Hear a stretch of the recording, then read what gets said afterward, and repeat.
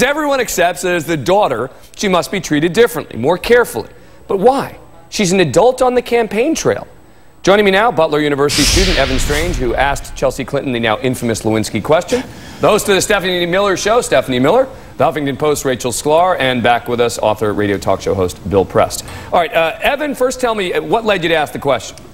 Well, first I just want to say exactly what the question was. I mean, it wasn't just about Monica Lewinsky. That was probably the last thing the question was about. What I asked is basically what Chelsea thought of the criticism that Hillary got during the Lewinsky scandal, and about how some people now say that it showed a sign of weakness and that maybe she's not the strong enough candidate to lead this country. And the reason why I asked it is because just the past few weeks, just really, it's coming crunch time in the election, just looking over what each candidate is believing and saying, and just talking to my friends. A lot of them had the same question, you know, when one of the big ones about Hillary is, you know, is she strong enough? And people my age are asking that question, and the one thing that's always brought up is that scandal. All right, I mean, Rachel, she's answering, it's a question and answer session.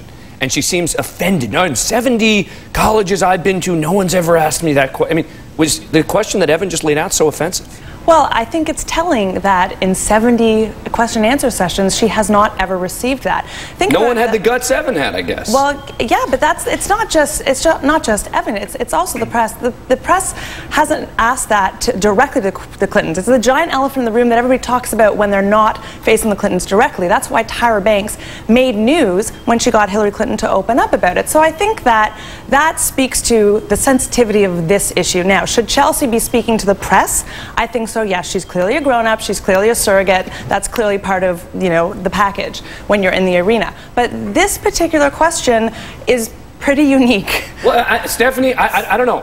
When you're in a question and answer session, you sometimes get asked questions which are uncomfortable. You say, you know what, I'm not interested in. But she seemed offended that someone is asking a question, which, look, she may not want to answer. I'm not saying she's obliged to answer it, but she seemed offended by the question. You know, this is a tough one, Dan, because you're right. She's not a child anymore, but she was a child at the time of the adultery, and I think it's that sticky private area. I have to ask Evan, what did you mean by that? Was Hillary's credibility hurt, or does it not show her strength? In what way? Because of the, I mean, it reminds me a little of Dr. Laura blaming Mrs. Spitzer. I mean, is there something Hillary did wrong here? Well, first of all, I just want to say exactly how my question was phrased. It wasn't about Monica Lewinsky. It wasn't about the scandal. It wasn't about what happened between, you know, Bill and Hillary. It was about, you know, tough things that she's gone through in her life and how it made her stronger and why she should be president because of that. And that's the answer I was looking to hear, but I didn't hear it. Okay, well, that's fair, because Hillary has talked about this herself. She has said, you know, everybody knows what I've gone through. And this is a bigger issue. Let me play you this piece of sound. This is from a piece that NBC's Maria Menounos did about, she was on the Clinton campaign. And listen to this, and let's talk about it. She has been adamant about what she will and won't do on the trail. Don't believe everything you read. Especially not taking questions from the press. Hi, Miss Chelsea. Hi, guys. I can talk to you. The Clinton campaign staff turned down our request for an interview with Chelsea, as they have done with all the other press. Behind us, please. Even when we walked with her to her car, our casual greeting was kept strictly off the record, and we were not allowed to record any audio. I mean, Bill, what is this? I mean, why is it that Chelsea Clinton, an adult, she's 28 years old, she's on the campaign trail for her mother. Why is it that she's off limits to everyone, even though she's out there campaigning? Yeah, well, first of all, let me say, just for the record, I know Evan had the best of intentions. I think the question was out of bounds. I think it was offensive.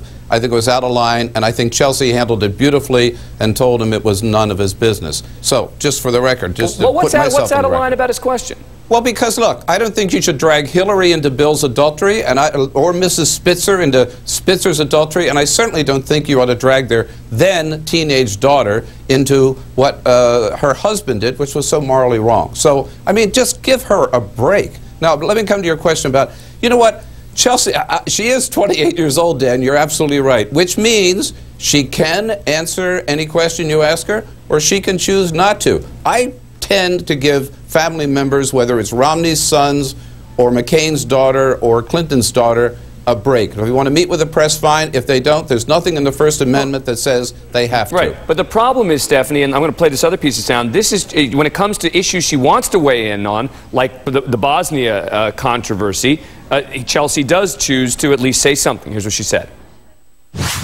Well, sir, I think that my mother's on record as having talked about this, and I support what she said. I mean, yes, I was there as well, and I'm so honored that I was there. All right, but there she's talking, Stephanie, about something in the same time period. I mean, your point was that she was a child then. We're talking about the same period in the late 90s when she was also a child. Well, and she was only being used as a bulletproof shield then, so that's entirely different. You're right. I think it's important, Dan, to say in no way, no matter what you think, is Chelsea Clinton being pimped out in any way.